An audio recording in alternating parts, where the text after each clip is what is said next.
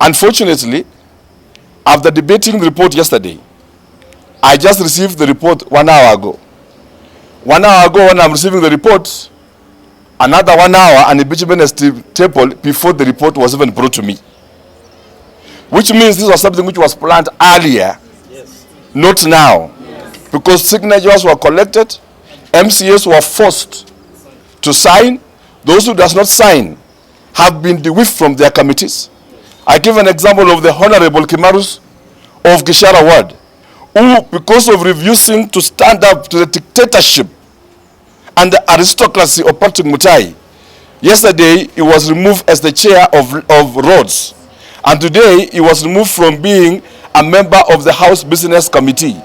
Why is this refusal? Why was he doing that? It is because he refused to sign list which didn't have grounds for impeachment. He has been going around intimidating MCAs. Today, he wanted to hijack the honorable member of Kapkate Drum along the way. And he's moving around trying to hijack and intimidate MCAs that they will lose their committee members and the privileges. As we speak today, MCAs that supported me in the last impeachment, all of them were dewiffed from committees. They are not earning any allowances. They are not earning any salary. They are going home with no money. And you cannot imagine that kind of inhumanity and injustice that is happening in that assembly. I didn't mean to say this, but let me just say again. The MCAs, many of them I respect. But I want also to indicate that a number of those who was seated in the committee looking into fictitious issues are the biggest contractors of this county. Yes. I will be forwarding a list of their proxy companies to EACC. It is very disappointing that those who are investigating a very noble case chose themselves to investigate themselves. It's a case of a thief appointing himself to investigate how theft happened, and yet they are themselves that force our officers and the CEOs and everybody to do crazy things. And they've been twisting and blacklisting our CCs. I just want also to say this, that over the past since we came in, the county government of Kericho has been in problems where a good number of those few MCAs who are contractors demands all the contracts in departments. They threaten CECs, they threaten CEOs that if you don't give us contracts, we are going to impeach you. And through to their word, they have been frustrating a number of officers. In fact, to a point that our contractors are suffering in this county because they have appropriated themselves to be chief contractors. Today, when this impeachment is happening, I look back with a lot of pain. The reason, and part of the reasons they are rejecting these things, is blackmail. Some of them have demanded that they need to be paid works that have not even completed. And we will be citing examples of those words as I'll be forwarding the list of them. Some of them were former friends. They were former friends that helped me even during the last impeachment. But because we cannot meet some of the unreasonable demands of making payments anyhowly, I have opted to go the route of impeachment in order to make the governor to be blackmailed and suppress officers. And some of them are aspiring to be MPs and senators, and they want to use blackmail to fund their campaigns. I want to say that the resources of the people of Kericho will not be used and are available for you to use in your campaigns. Let us choose service over sabotage. Let us choose Kericho. To this extent, the conflicts between the two arms of Kericho County have reached an irreconcilable limit affecting service delivery. We respect the oversight roles of the County Assembly and the recommendations of the ad hoc report.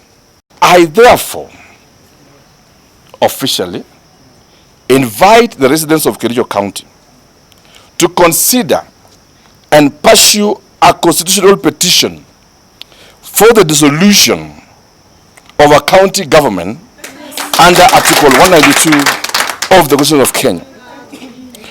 Let us no longer be hostages to function. Tomorrow, we will begin collecting signatures across the county to dissolve the county and petition the president to petition the county government of Kericho, and then we go back for fresh elections and let the people decide. We will not continue like this. We will not be hostage. And so tomorrow we'll kick off the process of collecting signatures to dissolve Kericho County. And we respectfully ask the President that by next week, when we will be presenting for him the documents, to gracefully accept the people's of Kericho's decision, to the wills of Kericho, to dissolve the county, and we all go back to seek fresh mandate from the people of Kericho.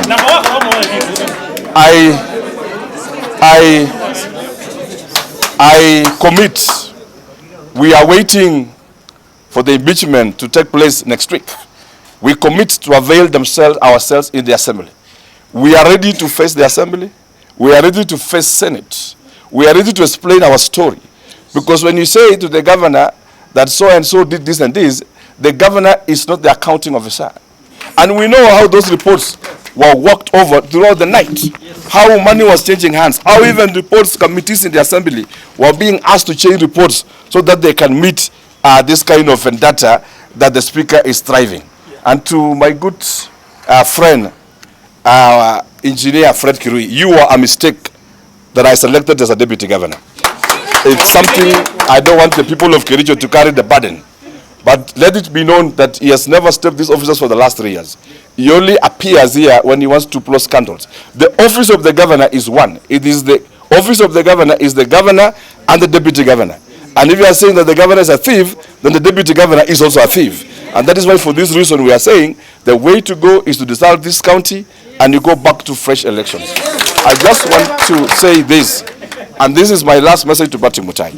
Imitated the MCAs and you are trying to remove them and suspending them because you know you don't have numbers for impeachment. The last time we were 16. Today we have more than 20 MCAs standing with their governor. And because you have sensed defeat and you have sensed that you will not move forward, I just want to ask you for two things. Stop moving houses of MCAs in the night. Stop texting them and actually intimidating them. Stop asking them that you remove their seats. They are also parents. They need to pay school fees. They need to pay food for their children. And kindly let us allow the due process to take place. I also hear that you say that utachasia kura, the way you want to chasia. Let me give you this warning early enough, my brother. I have tolerated you long enough as the governor, and this time round, if you try that monkey business, you will not believe what you will see. So thank you so much, and God bless Kericho. Asante sana.